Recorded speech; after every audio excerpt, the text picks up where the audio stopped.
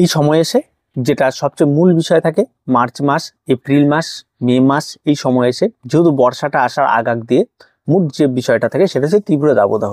এই তীব্র দাবদাহ যখন শুরু হয় তখন গাছের কিন্তু প্রচুর সমস্যাও তৈরি হয়। আর এই সময় আপনি একজন বাগানি হলে আপনাকেও বেশ কিছু সমস্যা বা বেশ কিছু জিনিসগুলি মেনে চলতে হবে। প্রথম কথা হচ্ছে, যখন তীব্র দাবদাহ চলছে তখন গাছে বারবার করে জল প্রয়োগ করতে হয়।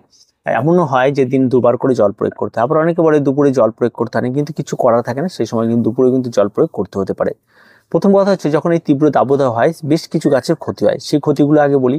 প্রথম কথা, দেখবেন যে আপনার কোনো একটা গাছের পাতা হঠাৎ করে পুড়ে যাচ্ছে। এই সমস্যাটা আম গাছের পাতা পুড়ে যাচ্ছে, বিভিন্ন ধরনের স্পাইডার প্ল্যান্টের পাতা পুড়ে যাচ্ছে। এগুলি পুড়ে যাওয়ার মূল যেটা কারণ থাকে সেগুলো হচ্ছে হিট, প্রচুর পরিমাণে রোদ যেগুলি সহ্য করতে পারে না, তখন কিন্তু এই সমস্ত পাতা পোড়ার ব্যাপারটি কিন্তু তৈরি হয়। অনেকেই বলে যে গাছের গোড়ায় খাবারের অভাব, জলের অভাব, এই সমস্ত ব্যাপারগুলি থাকে, কিন্তু মেন সমস্যা যেটা থাকে সেটা হচ্ছে প্রচুর পরিমাণে হিট। আর যে পরিমাণ হিটের জন্য যে পরিমাণ জলের দরকার, গাছের পাতায় পৌঁছানো দরকার, সেটা যেহেতু টবের গাছ হয় তাই সেই পরিমাণ জল আমরা সবসময় তাকে প্রেজেন্টলি দিতে পারি না, যার ফলে কিন্তু সেই সময় পাতার সাইডে থাকা কোষগুলি কিন্তু নষ্ট হয়ে যায়, পরবর্তীতে সেগুলি আস্তে আস্তে পুরোপুরি নষ্ট হয়ে যায়। এই একটা বিষয় থাকে, এটা কিন্তু অনেকের ক্ষেত্রে হতে পারে। 2 নম্বর যে বিষয়টি অনেক সময় দেখা দিবে সেটা হচ্ছে পাতা হলুদ হয়ে আসা। অনেক সময় হয় কি, যে গাছগুলিতে যে সকালবেলা জল দিলাম, শুকিয়ে গেল দুপুরবেলা, আবার কিছু টাইম গাছটি ঝিমিয়ে গেল, আবার পরবর্তীতে জল পড়লো, আবার গাছে সতেজ হলো। এই যে মাঝখানে ঝিমিয়ে যাওয়ার ফলে গাছের নিচের দিকের পাতার কিছু কিছু গাছের পাতার কোষ নষ্ট হয়ে যায়, যার ফলে দেখা যায় যে গাছ তখন বুঝতে পারে যে আমার জলের অভাব হচ্ছে এবং নিচের পাতাগুলিকে আমাকে ঝরিয়ে দিতে হবে। তখন গাছ অটোমেটিকলি তার রেচন প্রক্রিয়ার মাধ্যমে নিচের পাতাগুলিকে ঝরিয়ে ফেলে এবং পরবর্তীতে সেই পাতাগুলি হলুদ হয়ে আসে এবং এগুলি ঝরিয়ে দেওয়ার পরে গাছের শেপ নষ্ট হয়ে যায়, গাছকে দেখতে খারাপ লাগে। ইনডোর প্ল্যান্টের ক্ষেত্রে তো পাতায় সৌন্দর্য, এবং এই সমস্যাটা কিন্তু দেখা দিতে পারে যে নিচের পাতাগুলি হলুদ হয়ে আসবে এবং পাতাগুলি ঝরে যেতে পারে। এই একটা সমস্যা কিন্তু একদম খুব কমন সমস্যা, কম বেশি হতে পারে। আরেকটি বিষয় আপনি খুব ভালো করে যদি লক্ষ্য করেন, দেখবেন গাছের নিচের দিকে বারবার করে জলের অভাব দেখা দিলে এবং গাছ যদি বারবার করে ঝিমিয়ে যায়, তাহলে যদি গাছে ফুল থাকে বা গাছে যদি সেরকম কোনো রকম ব্যাপার থাকে, তাহলে দেখবেন অনেক সময় গাছের পাতার গ্লিজি যে ব্যাপারটা, সেই গ্লিজি ব্যাপারটাও হারিয়ে যাচ্ছে। এটাও কিন্তু একটা সমস্যা দেখা দিবে। তো এটা দেখেও কিন্তু আপনারা ভয় পাবেন না, এটা কিন্তু একদম কমন সমস্যা, এটা কিন্তু দেখা দিবে। তীব্র রোদের জন্য এটা হয়ে থাকে। তো এইগুলি কিন্তু একদম কমন ব্যাপার, এগুলি কিন্তু হবেই।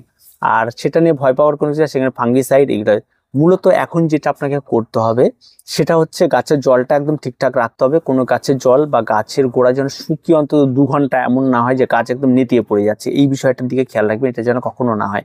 তাই জলটা একটু পরিমিতে দিবেন, আর প্রয়োজন পড়লে 2 বার জল দিন, এটা কিন্তু আপনারা করবেন। কিন্তু জল কখনোই গাছের গোড়ায় একেবারে চ্যাপচ্যাপ করে স্টে করে দেবেন না যে এই কড়া রোদেও জল শুকোচ্ছে না, তাহলে কিন্তু সেক্ষেত্রে কিন্তু গাছের রুট সিস্টেম কিন্তু নষ্ট হয়ে যেতে পারে। কারণ প্রচণ্ড রোদ আর তার উপরে কিন্তু গাছের নিচের যে প্রচুর পরিমাণে যদি জল জমে থাকে, তাহলে সেখানে একটা কিন্তু এই রোদে আর গরমে কিন্তু এখানে একটা পচনের তৈরি হবে, যার ফলে কিন্তু গাছের রুট কিন্তু নষ্ট হয়ে যাবে আর পরবর্তী গাছটা কিন্তু মৃত্যু ঘটে যাবে। যেটা বেশিরভাগ ক্ষেত্রে দেখা যায় জবা গাছের ক্ষেত্রে হয়ে থাকে, যে নিচের দিকে অনেক সময় একটা ভাবসা ব্যাপার তৈরি হয় এবং প্রচুর পরিমাণ সার ইউজ হয়, জল ইউজ হয় এবং গাছ বারবার করে শুকিয়ে যাচ্ছে, বারবার করে জল দেওয়া হচ্ছে, আর পরবর্তী প্রচণ্ড কড়া রোদে এই গোড়ায় কিন্তু এই সমস্যাটি তৈরি হয়। তাই এটাও কিন্তু হতে পারে, তাই জলটাও খুব লিমিটেড দিতে হবে, বারবার করে দিতে হবে, এই বিষয়টা কিন্তু আপনাকে খেয়াল রাখতে হবে। আর যেটা করতে হবে সেটা হচ্ছে আপনাকে মাঝে মধ্যে গাছের পাতায় বিকেলবেলা হোক বা সকালবেলা করলে সবচেয়ে ভালো হয়, যে গাছের পাতাগুলিতে একটু জল স্প্রে করে দিলেন, একদম ফ্রেশ রাখলেন। আর গাছের পাতায় এই সময় ধুলোবালিটা বেশি জমে, যত ধুলোবালি কম জমবে তত ভালো, কারণ ধুলোবালি বেশি থাকলে কি হয়, এই সমস্ত ধুলোবালির আস্তরণ গাছের সালোক সংশ্লেষণ অনেকটা কম হয়। আর এই দিনে আসলে বিশেষ করে গাছে কিছু কিছু গাছের গ্রোথ খুব ভালো হয়, আর কড়া সূর্যালোক শুরু হয়ে গেলে না গাছের গ্রোথটা অনেকটাই কমে যায়। আপনি কি করে বুঝবেন, দেখবেন হঠাৎ করে যখন বৃষ্টি হবে গাছগুলো গ্রোথ দেখবেন থাক থাক করে বেড়ে গেছে, তখন বোঝা যায় এই গাছগুলি খুব একটা বাড়ছিল না, এখন খুব ভালো বাড়ছে। তাই এই ধুলোবালি কিন্তু গাছের গ্রোথটাকে অনেকটা আটকে দেয়। তাই সবসময় চেষ্টা করবেন গাছের ধুলোবালিগুলোকে পরিষ্কার রাখার, কোন রকমই যেন তার মধ্যে ধুলোবালির আস্তরণ না পড়ে, তাতে কিন্তু সালোক সংশ্লেষের ব্যাঘাত ঘটে এবং যার ফলে একটা সময় আসে গাছ কিন্তু সম্পূর্ণরূপে মানে এই কড়া রোদে, যে রোদের দোষ না, এটা ধুলোবালির দোষ। আর এই সময় কড়া রোদের ওয়েদারে কিন্তু ধুলোবালিটা আসবেই, সেই সময় গাছের কিন্তু এই পাতার উপর আস্তরণ পড়ার জন্য কিন্তু একটা সময় আসবে, যে সময় আপনার গাছের সালোক সংশ্লেষ বন্ধ হয়ে বৃদ্ধিটা বন্ধ হয়ে যায়। তাই এই বৃদ্ধিটাকে ঠিকঠাক রাখার জন্য মাঝে মধ্যে আপনার সকালবেলা করে যদি আপনি একটু সময় পান, তাহলে গাছের পাতাগুলোতে অন্তত 1 দিন পর হোক 2 দিন পর হোক একটু পাতাগুলিতে ভালো করে স্প্রে করে একদম ফ্রেশ রাখার চেষ্টা করবেন। এই কাজগুলি করবেন আর জলটাকে প্রতিনিয়ত দেবেন।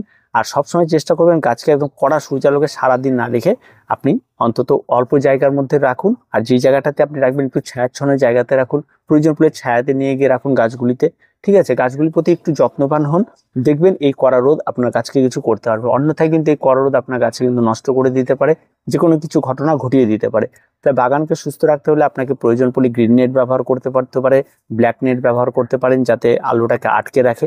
ঠিক আছে, এই ব্যবস্থাগুলি কিন্তু অবশ্যই আপনাকে সবসময় যেন রাখতে হবে, তবে কিন্তু আপনার গাছ খুব সুন্দরভাবে বেড়ে উঠবে। আর ইনডোর প্ল্যান্ট না তো ভাবার কোনো কিছু নেই। আর এই ছোট ছোট টিপসগুলো আপনি মেনে চলুন, দেখবেন এই তীব্র দাবদাহ থেকে আপনার গাছকে সুন্দরভাবে রাখতে পারবেন।